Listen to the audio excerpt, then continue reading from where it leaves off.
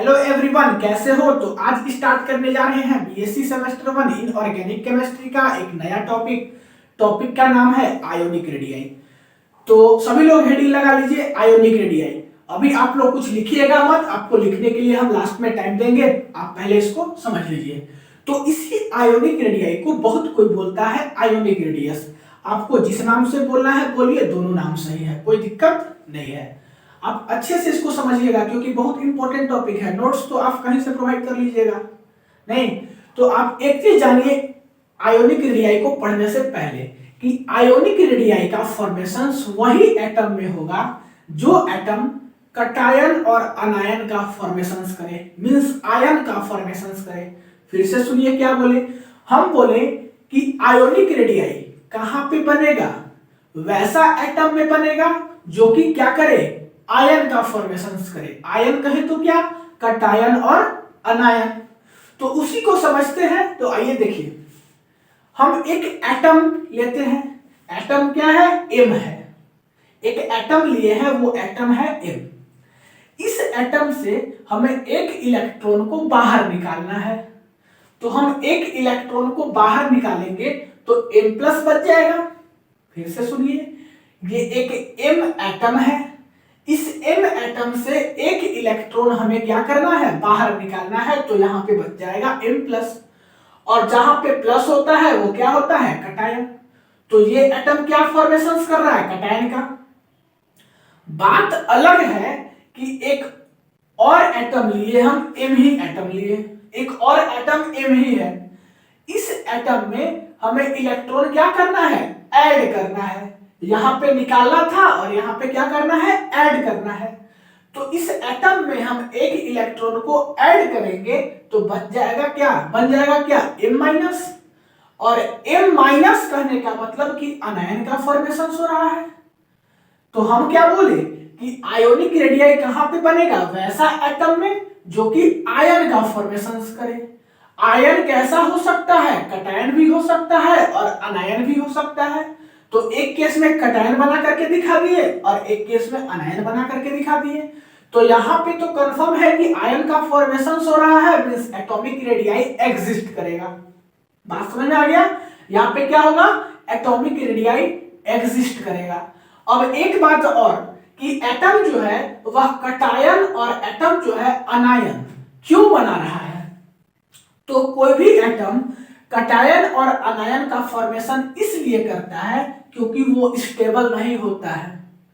Means कह सकते हो डायरेक्टली कि अपना स्टेबिलिटी को कंप्लीट करने के लिए कटायन और अनायन का फॉर्मेशन करता है, या अपना स्टेबल कॉन्फ़िगरेशन को कंप्लीट करने के लिए। स्टेबल कॉन्फ़िगरेशन बोलो या स्टेबिलिटी बोलो, दोनों बात सेम है। तो अपने स्टेबिलिटी को कंप्लीट करने के लिए एटम जो है वो कटायन और अनायन दोनों का क्या किया, फॉर्मेशन किया। तो यहां तक समझ में आ गया, यहां तक समझ में आ गया। अब हम बात करते हैं कि अच्छा ये बताइए कि अनायन का साइज बड़ा होगा कि कटायन का साइज बड़ा होगा। तो आपको मालूम होगा, हमेशा पढ़ते आ रहे होंगे पहले से ही 9, 10, 11, 12 से, कि अनायन का साइज बड़ा होता है, ठीक, उसके बाद एटम का और उसके बाद कटायन का। तो यहां पे हमें एटम का बात नहीं करना है, अब बस समझाने के लिए आपको बात किया है, इससे क्वेश्चन बना देता है, इसलिए हम एटम्स बीच में लाए हैं। ये तो एटम मेरा मुद्दा नहीं है, मेरा मुद्दा क्या है, अनायन और कटायन। तो अनायन बड़ा होगा कि कटायन बड़ा होगा। तो अनायन सबसे बड़ा होता है, तो यहाँ पे अनायन बड़ा होगा और कटायन छोटा होगा। तो हम बोले कि जहां पे अनायन बड़ा होगा, नहीं, उसका एटॉमिक रेडियस क्या होगा, ज्यादा होगा, या कह सकते हो कि आयोनिक रेडियस ज्यादा होगा। यहां पे आयन का क्या होगा, एटॉमिक रेडियस जो है वह ज्यादा होगा, या इसी को कह सकते हो कि आयोनिक रेडियस जो है वह क्या होगा, ज्यादा होगा। एटॉमिक रेडियस का ही एक बॉन्डेड स्टेट या इंटरेक्शन स्टेट है, कौन, आयोनिक रेडियस। तो आपको दोनों में से जो बोलना है बोलिए, क्योंकि अनायन का साइज बड़ा होता है, साइज बड़ा होगा तो रेडियस बड़ा होगा, तो यहाँ पे रेडियस क्या होगा, बड़ा होगा। कटायंस की बात करें तो यहाँ पे अनायन से छोटा होता है कटायन, इसी के चलते यहाँ पे जो है वह एटॉमिक रेडियस छोटा होगा, या तो फिर इसी को कह सकते हो कि आयोनिक रेडियस क्या होगा, छोटा होगा। आयोनिक रेडियस कम होगा और इसका ज्यादा होगा। अब इसको समझते हैं कि यहां पर जो है एटॉमिक रेडियस अनायन का कैसे ज्यादा होता है और इसका एटॉमिक रेडियस कैसे कम होता है। तो इसको एक एटम्स के डायग्राम से समझते हैं। मान लो इस चीज को समझते हैं, इस जो लाइन लिखा हुआ है जो रिएक्शन का, उसको डायग्राम से समझते हैं, फिर इसका लाइन को डायग्राम से समझेंगे। एक एटम है, एटम्स के बाहर जो है वह, या सिंपली ऐसे समझो, एक एटम है और एटम के बाहर ऑर्बिट है। यहां पर भी एक एटम है और एटम के बाहर ऑर्बिट है।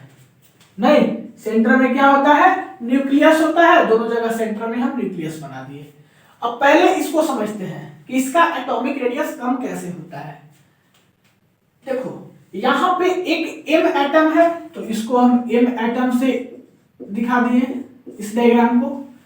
m एटम से हमें एक इलेक्ट्रॉन को बाहर निकालना है। मान लो कि पहले से यहां पे कितना, 5 इलेक्ट्रॉन मान लो ऑर्बिट में घूम रहा था। कितना इलेक्ट्रॉन, 5 इलेक्ट्रॉन ऑर्बिट में घूम रहा था। तो इलेक्ट्रॉन और यहां पे न्यूक्लियस में होता है प्रोटॉन, तो इलेक्ट्रॉन और प्रोटॉन के बीच में क्या होता है, इलेक्ट्रोस्टैटिक फोर्स ऑफ अट्रैक्शन। ये न्यूक्लियस इस इलेक्ट्रॉन को पकड़ करके रखता है। नहीं, यहां पे क्या होता है, इलेक्ट्रोस्टैटिक फोर्स ऑफ अट्रैक्शन होता है। तो यहीं पे नहीं होगा, सब इलेक्ट्रॉन में होगा। सब इलेक्ट्रॉन को जो है वह क्या किया होगा, न्यूक्लियस पकड़ के रखा होगा। अब इस एटम में 5 इलेक्ट्रॉन है और इस एटम से हमें एक इलेक्ट्रॉन को क्या करना है, बाहर निकाल देना है। वही ना काम हुआ है कि यहाँ पे एक एटम है और एटम से एक इलेक्ट्रॉन को बाहर निकाल दिए। तो इस एक इलेक्ट्रॉन को हमें बाहर निकाल देना है।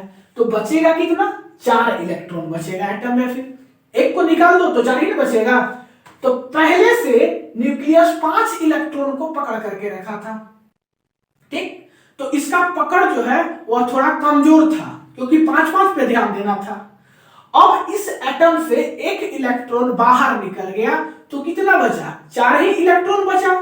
तो अब 4 बचा तो न्यूक्लियस जो है और ज्यादा इलेक्ट्रोस्टैटिक फोर्स ऑफ अट्रैक्शन लगाएगा चारों पे, मींस चारों को और तेजी से पकड़ करके रखेगा। नहीं, एज कंपैरिजन टू पहले वाला से। बात समझ में आ रहा है। तो ज्यादा पकड़ेगा, ज्यादा पकड़ करके रखेगा, तो ये जो रेडियस होगा इसमें कुछ कमी होगा।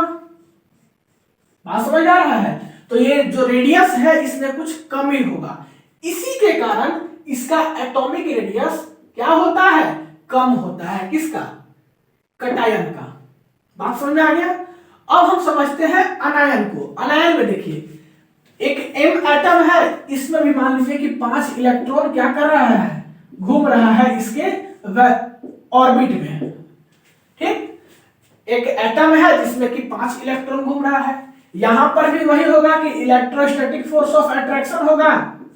न्यूक्लियस हर एक इलेक्ट्रॉन को क्या करेगा, पकड़ करके रखेगा। लेकिन देखना अब क्या होगा, यहां पे हमें क्या करना है कि 5 इलेक्ट्रॉन तो ऑलरेडी पहले से मेरे पास है, ठीक। लेकिन अब क्या करना है कि एक इलेक्ट्रॉन को बाहर से हमें लाना है और इसमें ऐड कर देना है। यहां पे निकालना नहीं है, इसमें एक इलेक्ट्रॉन और दे देना है। अब आप ही समझो कि 5 इलेक्ट्रॉन को पहले से पकड़ करके रखा था कौन, न्यूक्लियस। इसको मान लो कि आपके पिताजी हैं, न्यूक्लियस को पिताजी मान लो। पिताजी पहले से 5 इलेक्ट्रॉन को ऑलरेडी पकड़ करके रखे थे।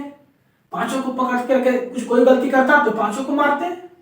लेकिन अब क्या हो गया कि आपका मान लो कोई भाई है, दिल्ली में रहता है और आपका भाई आ गया घर में, तो उसी प्रकार से इलेक्ट्रॉन आ गया अपने घर में, अपने ऑर्बिट में।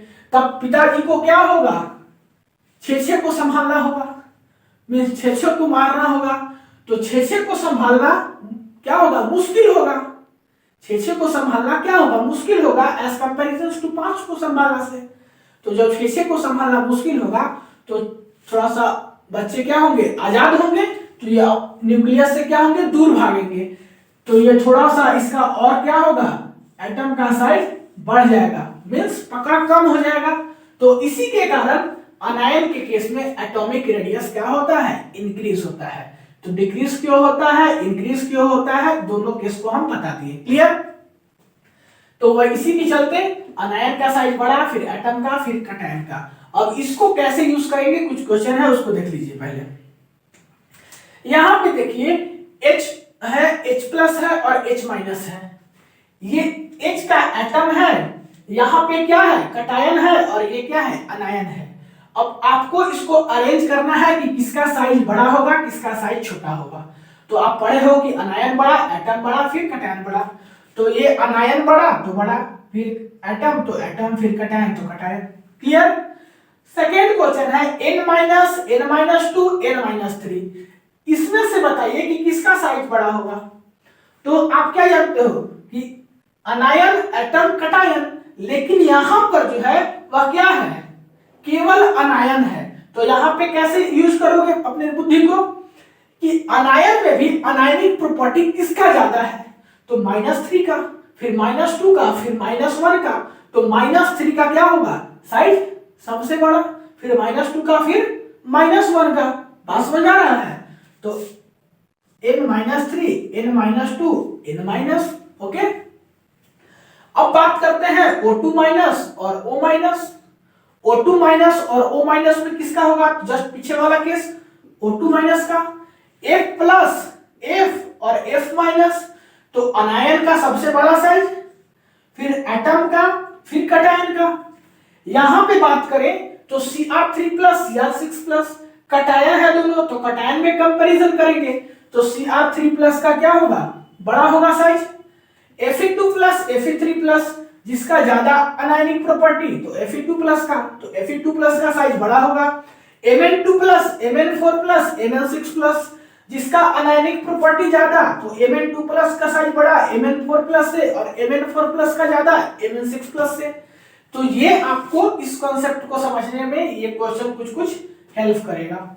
और इसी को समझने के लिए हम वहां पे डेफिनेशंस के फॉर्म में कुछ लिखे हैं, उसको पढ़ लीजिए एक बार, आपको ये पूरा क्लियरली समझ में आ जाएगा।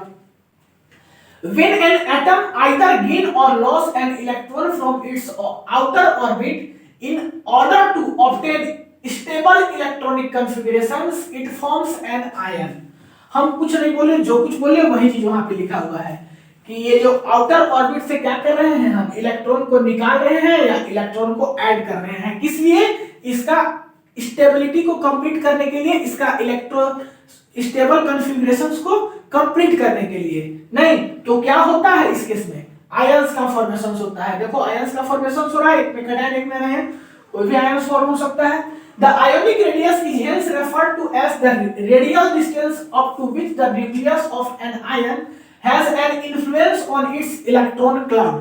या इसी को एक सिंपली डेफिनेशन में आप डिफाइन कर सकते हो कि ionic radius is defined as the distance of valence shell of electron from the center of the nucleus in an ion। Valence shell electron और सेंटर ऑफ एटम्स के बीच में जो डिस्टेंस होगा उसी को क्या बोलेंगे, आयोनिक रेडियस बोलेंगे। तो क्लियर है आयोनिक रेडियस का डेफिनेशंस या आयोनिक रेडियस का कॉन्सेप्ट, ठीक है।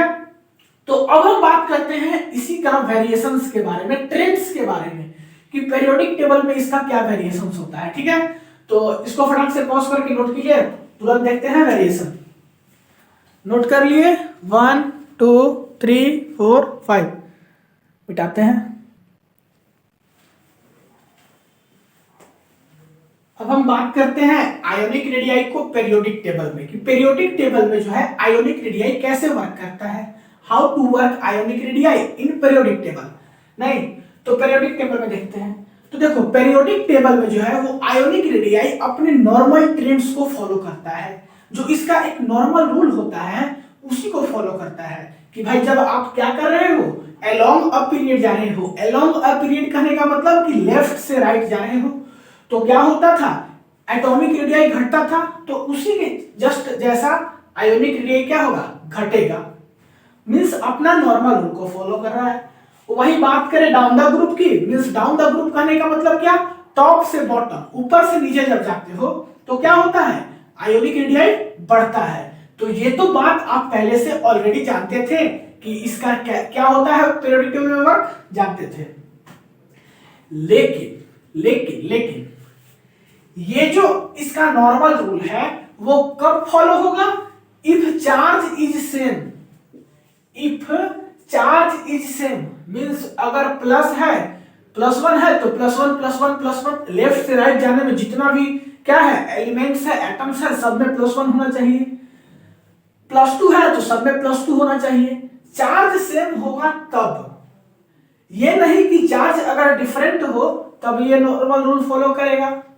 तो कैसे उस चीज को देखिए, अगर चार्ज सेम हो कहने का मतलब कि जैसे देखो कोई एक हम क्या ले लिए, ग्रुप ले लिए, तो जब टॉप से बॉटम जाते हैं, ऊपर से नीचे आते हैं तो एटॉमिक रेडियस बढ़ता है। यहां पे देखिए चार्ज हर एक में सेम है, तो चार्ज हर एक में सेम है, टॉप टू बॉटम जा रहे हैं तो इसका नॉर्मल रूल फॉलो कर रहा है, मींस Rb प्लस सबसे बड़ा होगा, K प्लस फिर Na प्लस फिर Li प्लस, तो ये तो ठीक है। लेकिन अगर चार्ज डिफरेंट होगा, अगर चार्ज डिफरेंट होगा, जैसे कि अगर हम जा रहे हैं कोई पीरियड में तो यहाँ पे Na प्लस, यहाँ पे Mg प्लस और यहाँ पे Al3 प्लस या Mg प्लस 2 कर सकते हो, Mg प्लस 2 में 2 प्लस कर दो, Mg2 प्लस Al3 प्लस। अगर चार्ज यहाँ पे जब आपको डिफरेंट दिख रहा है तब ये रूल फॉलो नहीं करेगा, इसके लिए ये वैलिड नहीं है। जब चार्ज सेम है तभी तक ये वर्क करेगा, चार्ज डिफरेंट होगा तो ये वर्क नहीं करेगा। ठीक, तो ये था आपका नॉर्मल रूल। अब हम बात करते हैं, इसमें एक इंपॉर्टेंट टॉपिक है इसी आयोनिक रेडियाई में, आइसो इलेक्ट्रिक इलेक्ट्रॉन या आइसो इलेक्ट्रिक स्पीसी।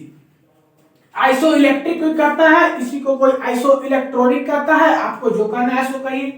तो आइसो इलेक्ट्रॉनिक स्पीसी का एक केस आता है जो कि बहुत फेमस है, इसे क्वेश्चन में पूछा जाता है कॉम्पिटिटिव एग्जाम में।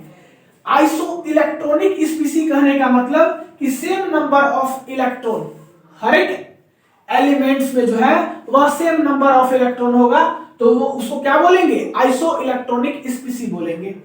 इससे एक क्वेश्चन लेते हैं कि मान लो कि O2 माइनस है, N3 माइनस है, F माइनस है, Na प्लस है और Mg2 प्लस है, सब में क्या है, चार्ज देखो डिफरेंट है, आप कंपेयर कर सकते हो, सब में चार्ज डिफरेंट है। ठीक, सब में चार्ज डिफरेंट है। अब बोल रहा है कि इसको आप अरेंज कीजिए, किसमें, आयोनिक रेडियाई में। तो कैसे अरेंज करेंगे, तो ये एक केस है किसका, आइसो इलेक्ट्रॉनिक स्पीसी का, मींस सब में चार्ज तो क्या है, डिफरेंट है, बट इसमें क्या है, इलेक्ट्रॉन का नंबर हर एक में सेम है। कैसे, वो चीज देखिए, यहां पे O2 माइनस है तो इसका valence electron, sorry valence shell में कितना इलेक्ट्रॉन होता है, तो 8 इलेक्ट्रॉन होता है। किसमें, ये वैलेंस सेल है, वैलेंस सेल में O2 माइनस का 8 इलेक्ट्रॉन, N3 माइनस का 7 इलेक्ट्रॉन, F माइनस का 9 इलेक्ट्रॉन, Na प्लस का 11 इलेक्ट्रॉन एंड Mg2 प्लस का 12 इलेक्ट्रॉन। लेकिन यहां पर O2 माइनस मींस 2 माइनस, इसमें 2 इलेक्ट्रॉन और ऐड हो जा रहा है तो 10 इलेक्ट्रॉन, यहां पे 3 इलेक्ट्रॉन ऐड हो जा रहा है तो 7 से 10, यहां पे एक ऐड हो रहा है तो 9 से 10, यहां पे एक निकल जा रहा है, चला जा रहा है तो 10, 11 था पहले से, यहां पे 2 चला जा रहा है, पहले से 12 था तो 10। तो आप देख सकते हो कि सब में क्या है, इलेक्ट्रॉन सेम है, हर एक एलिमेंट में इलेक्ट्रॉन सेम है, तो इसको क्या बोलेंगे, आइसो इलेक्ट्रॉनिक स्पीसी। तो इलेक्ट्रॉन सेम है, आइसो इलेक्ट्रॉनिक स्पीसी को फॉलो कर रहा है। तो इस केस में अगर हमको बोल दे कि इसको अरेंज कीजिए किसमें, आयोनिक रेडियाई में, तो कैसे अरेंज करेंगे, तो कुछ नहीं करना है, साइज देखा जाता है इसका किसके कंपैरिजन में, एटॉमिक नंबर के कंपैरिजन में, कि भाई जिसका एटॉमिक नंबर ज्यादा होगा उसका साइज कम होगा, जिसका एटॉमिक नंबर कम होगा उसका साइज बड़ा होगा। मींस साइज जो है वो इनवर्सली प्रोपोर्शनल होता है एटॉमिक नंबर के जेड के। तो सबका एटॉमिक नंबर आप जानते हो 8, 7, 9, 11 एंड 12। जिसका ज्यादा एटॉमिक नंबर उसका साइज छोटा, जिसका कम एटॉमिक नंबर उसका साइज बड़ा। तो उसी से हम एटॉमिक नंबर से कंपैरिजन कर दे रहे हैं।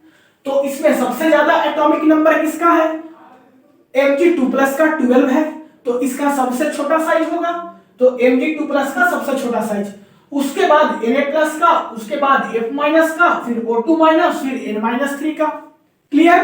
तो ये था आइसो इलेक्ट्रॉनिक स्पीसी का कॉन्सेप्ट, बहुत इंपॉर्टेंट है, एग्जाम के कंपटीशन में आता है।